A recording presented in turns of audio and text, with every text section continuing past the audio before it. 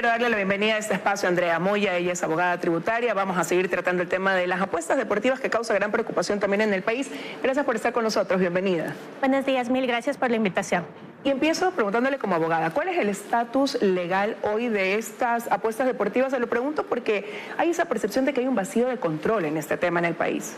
Correcto. Bueno, principalmente actualmente la actividad de apuestas deportivas es legal, es decir, se la puede realizar de forma legal en Ecuador.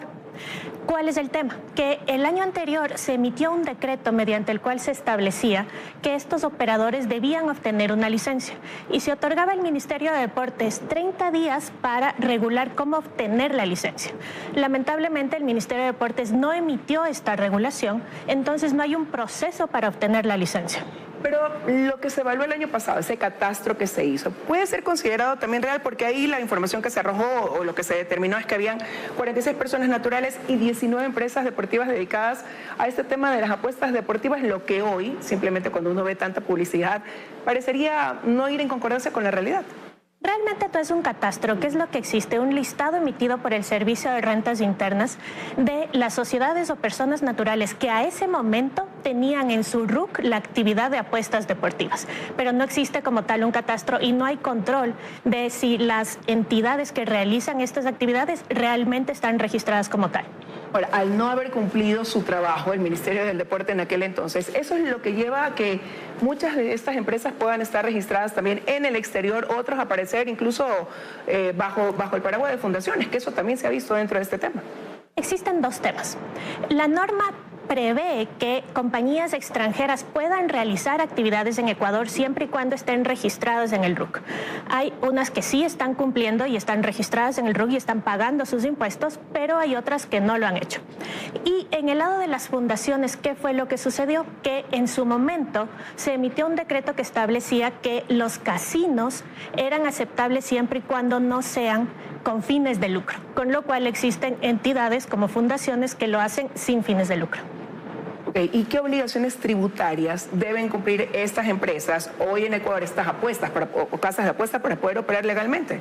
Están sujetas a un impuesto del 15% sobre sus ingresos netos y están obligadas a retener a los jugadores sobre sus ganancias, ya sean compañías o fundaciones o personas naturales. ¿Y se pudiera decir que el Estado está recaudando lo que debe o más bien es un amplio margen de evasión fiscal en este caso?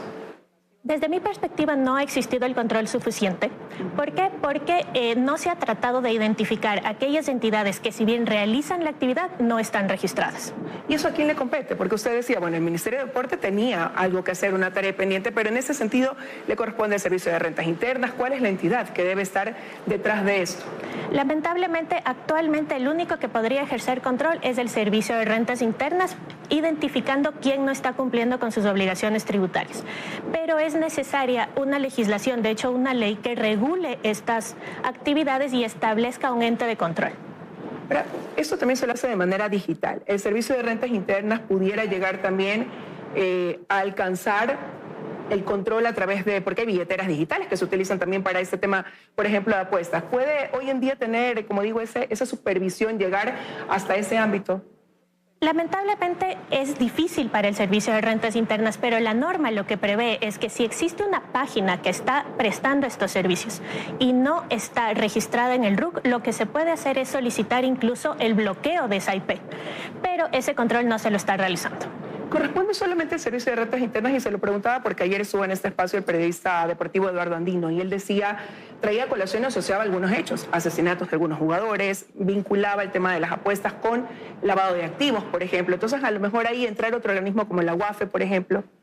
Sí, es muy importante, pero para eso se necesita la norma que regula el tema. Entonces, en una ley lo que podrías hacer es, primero, sobre todo, el tema de control de transacciones sospechosas, que eso se necesita una denuncia ante la UAF. O, por ejemplo, denuncia de arreglo de partidos, o requisitos de tecnología, capital mínimo, etcétera. ¿Qué señales de alerta debería ya estar vigilando el Servicio de Rentas Internas y la UAF? Sobre todo la irregularidad de las transacciones. No es lo mismo una persona que apueste 100, 200 dólares cada semana que una persona que apueste 1,000, 10,000 dólares todos los días. Entonces pueden existir transacciones sospechosas que el SRI ya las puede identificar y reportarlas a la UAFE.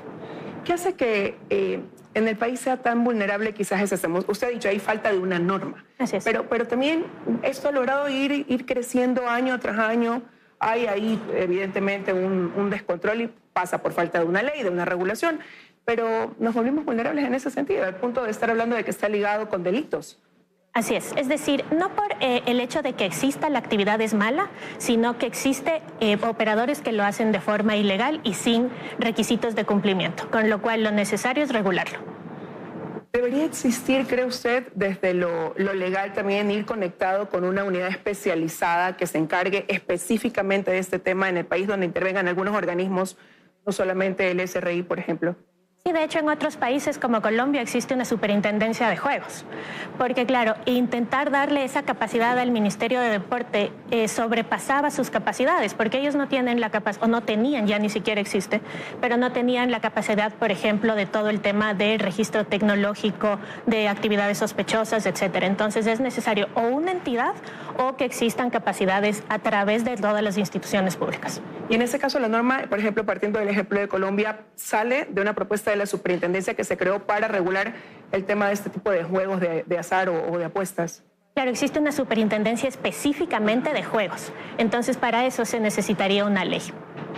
¿Y esta ley, más o menos, qué debería abarcar desde su punto de vista como profesional en esta materia tributaria? Creo que son 5 puntos principales. Primero, la obtención de la licencia, ya sea como compañía extranjera o como compañía local, pero qué requisitos debes cumplir para obtener la licencia. Segundo, el tema de lavados de activos, sobre todo que tengas la obligación de reportar actividades sospechosas. Tercero, la denuncia de partidos arreglados. Eso, por ejemplo, es algo que los operadores legales quisieran realizar, pero no tienen un canal cómo realizarlo. Si es que hubiese una norma que establezca ante quién se pueda realizar, sería importante. Cuarto, los derechos del jugador. Por ejemplo, en otros países existe el derecho de desconexión, que si yo decido ya no participar de estas actividades, no pueda volverlo a hacer. Y por último, el tema tributario, que si bien hoy ya está regulado, necesita claridad. Lo que usted mencionaba, el tema de partidos arreglados. Hoy no lo pueden denunciar en ningún ente judicial porque tiene que haber alguno netamente creado para eso. Eso es lo que pasa hoy en el país. Pero ¿qué tendrías que hacer? Presentar una denuncia ante Fiscalía, ¿no es cierto? Es la única opción que te quedaría. Pero no tienes este instrumento más accesible de realizar denuncias ante una entidad distinta a la Fiscalía. Hay conocimiento de que hay estas plataformas extranjeras operando.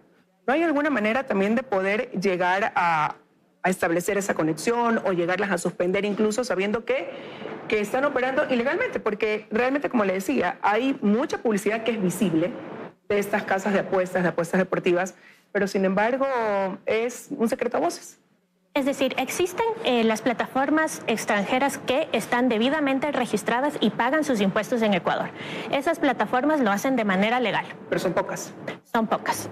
A las restantes sí se debería realizar un control y, como digo, el decreto ejecutivo que reguló este tema permite el bloqueo de la IP. Pero puede darse una sanción ahí de suspensión, más allá de que no tengamos quizás este marco regulatorio en caso de ser identificadas, que el SRI haga un trabajo incluso de la mano, como se lo mencionábamos con la UAFI, logre determinar, pudieran tomar una acción como esa o llegar a un proceso como ese. Sí, efectivamente la norma permite realizarlo. ¿Esto es falta de decisión? Yo creo que no es una de las prioridades del gobierno, con lo cual en el Ministerio de Deporte no se emitió la norma, actualmente no existe. El Ministerio de Educación, donde hoy hay una subsecretaría del deporte, no es el experto en el tema, con lo cual lo que se necesita es alguien en la Asamblea que tome la decisión de regular. ¿No pudiera retomarse entonces a través de lo que dejó pendiente el Ministerio de Deporte o eso que dejó usted mismo? Tenían 30 días. Se lo podría hacer, pero es mi perspectiva, que no tienen la capacidad de hacer toda la regulación que necesita este tipo de actividad. ¿Y el Ecuador está preparado para prevenir el tipo de fraude que también se origina a través de una actividad como esa? Sí, ¿por qué? Porque en los requisitos de la licencia, un tema muy importante es que la entidad tenga estas certificaciones ISO o específicas para la actividad de juego que les obligue a establecer temas de compliance para identificar estos temas. Pero eso llevaría también a un mayor proceso de fiscalización. Correcto. Y para eso se necesita una entidad que sea la capacidad de regular y vigilar. Andrea, entonces enumerando los pasos, ¿por dónde empezar? Porque hay muchas cosas por lo que le escucho pendientes por hacer en este tema.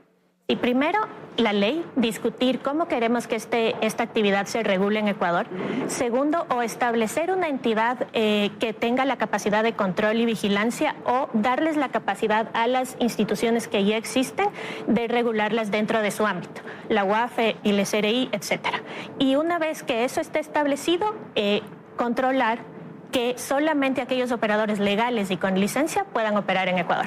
Y Ecuador debería seguir el ejemplo de Colombia. Quizás estamos llegando a esa magnitud que nos pueda llevar a crear una superintendencia específica para el manejo de un tema como este. No es tan grande el negocio como en Colombia, pero sí cada vez está creciendo y se necesita regulación. Pero esto va ligado con un tema también bastante sensible, el hecho de generar una enfermedad, una adicción que se llama ludopatía. En otros países también se consideran dentro de las normas una regulación que vaya en ese sentido. Correcto. Es decir, como mencionaba, en otras legislaciones tiene derecho el jugador, como la autodesconexión, que si intentas volver a conectarte ya no tengas esa capacidad. Entonces todo eso tiene que estar regulado en la norma. Quiero agradecerle que nos haya acompañado esta mañana con su criterio sobre este tema que preocupa en el país. Encantada.